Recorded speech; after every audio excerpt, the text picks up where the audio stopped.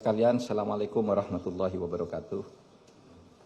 Terima kasih atas kehadirannya. Saya mewakili keseluruhan pemerintah, mewakili kabinet yang dipimpin oleh Presiden Republik Indonesia Bapak Joko Widodo.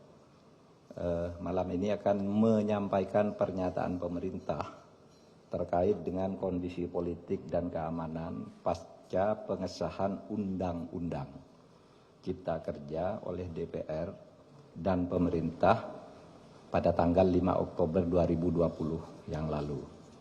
Saya ingin memberi pengantar dulu bahwa Undang-Undang Cipta Kerja itu dibuat untuk merespons keluhan masyarakat dulu bahwa pemerintah itu lamban di dalam menangani proses perizinan berusaha, peraturannya tumpang tindih dan sebagainya. Itu dulu.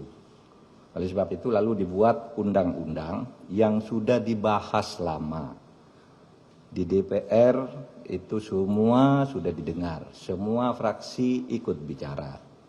Kemudian pemerintah sudah berbicara dengan semua serikat buruh berkali-kali di kantor ini, kantor Menko Polhukam, dan di kantor Menteri Perekonomian, kemudian pernah di kantor Menteri Tenaga Kerja. Jadi sudah bicara sebenarnya dan sudah mengakomodasi, meskipun tidak 100% dari hasil diskusi itu ditemukan jalan tengah akomodasi. Sehingga tepatnya tidak ada satu pemerintah pun dimanapun di dunia ini yang mau menyengsarakan rakyatnya dengan membuat undang-undang yang sengaja untuk itu. Yang kedua, isinya. Isi dari Undang-Undang Ciptaker ini pertama untuk mempermudah perizinan bagi usaha sehingga tidak birokratis dan tidak tumpang tindih, mempermudah perizinan siapapun yang mau berusaha dalam negeri maupun luar negeri. Yang kedua, menyediakan peluang untuk menampung tenaga kerja yang jumlahnya setiap tahun itu 3,5 juta. Angkatan kerja kita setiap tahun itu 3,5 juta.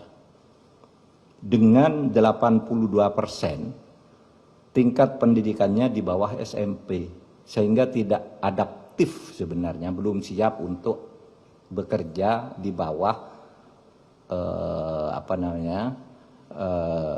IT, ya. Mereka ini pekerja-pekerja yang hanya ijazahnya SMP, SMK ke bawah.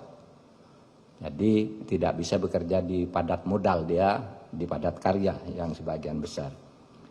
Jadi ini yang penting. Undang-undang ini bukan hanya untuk buruh yang sekarang banyak berdemo. Ini justru lebih untuk mereka yang belum bisa menjadi buruh. Untuk angkatan kerja yang akan datang makin banyak. Sedangkan hak-hak buruhnya sendiri berdasar undang-undang lama secara umum sama sekali tidak diganggu. Kemudian tentu untuk memberantas korupsi di birokrasi melalui pengurusan yang bertele-tele. Sekarang disederhanakan agar tidak ada korupsi, tidak ada pungli dan sebagainya. Yang sekarang ramai karena banyak hoax. Misalnya di undang-undang ini tidak ada pesangon bagi orang yang PHK. Itu tidak benar. Pesangon justru ada. Dibilang tidak ada cuti, tidak cuti haid, cuti hamil dan sebagainya.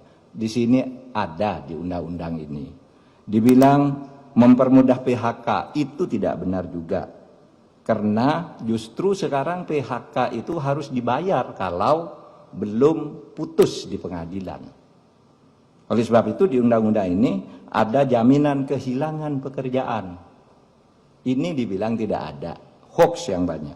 Bahkan ada yang mengatakan pendidikan dikomersilkan. Ketahuilah bahwa 4 undang-undang pendidikan, 4 undang-undang di bidang pendidikan sudah dicabut dari undang-undang ini karena aspirasi. Sesudah diskusi-diskusi, tolong Pak keluarkan tuh undang-undang, sudah kita keluarkan.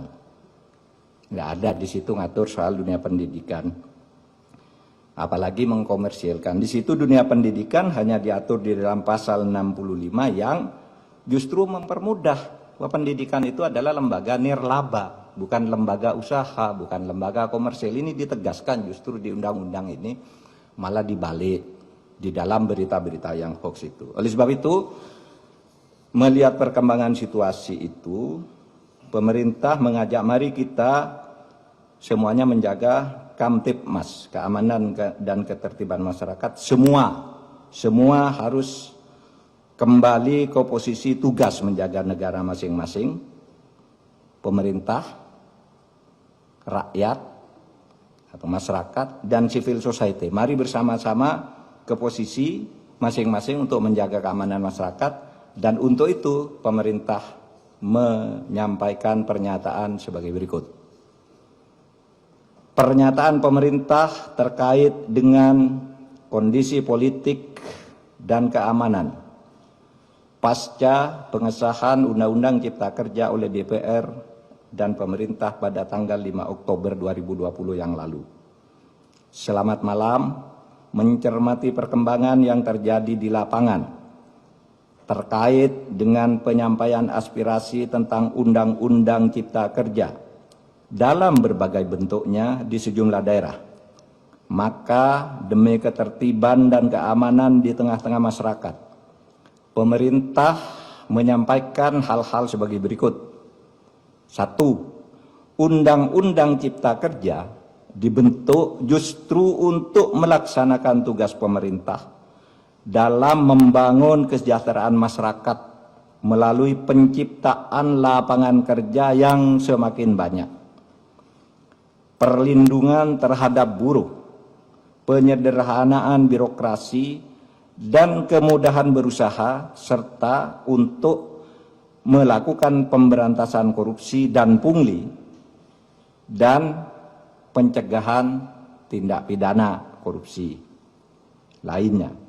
Yang kedua, pemerintah menghormati kebebasan berpendapat dan menyampaikan aspirasi terkait dengan Undang-Undang Cipta Kerja, sepanjang semua itu dilakukan dengan damai, menghormati hak-hak warga yang lain, dan tidak mengganggu ketertiban umum. Yang ketiga, pemerintah menyayangkan adanya aksi-aksi anarkis yang dilakukan oleh massa di tempat-tempat tertentu dengan merusak fasilitas umum, membakar, melukai petugas, dan juga menjarah. Tindakan itu jelas merupakan tindakan kriminal yang tidak dapat ditolerir dan harus dihentikan. 4. Tindakan merusak bangunan fasilitas umum dan serangan secara fisik terhadap aparat dan warga masyarakat merupakan tindakan yang tidak sensitif atas kondisi yang dialami oleh rakyat yang sedang berjuang melawan pandemi COVID-19 dan juga kondisi ekonomi yang sedang sulit. 5. Untuk itu, demi ketertiban dan keamanan, maka pemerintah akan bersikap tegas atas aksi-aksi anarkis yang justru bertujuan untuk menciptakan kondisi rusuh dan ketakutan di dalam masyarakat. 6. Selain berdemonstrasi dengan tertib dan tidak melanggar hukum, ketidakpuasan atas undang-undang tersebut bisa ditempuh dengan cara yang sesuai dengan konstitusi, yaitu dengan menyalurkannya dalam proses pembuatan peraturan pemerintah, perpres, permen, perkada sebagai delegasi perundang-undangan. Bahkan bisa diajukan melalui mekanisme judicial review atau uji materi maupun uji formal ke Mahkamah Konstitusi.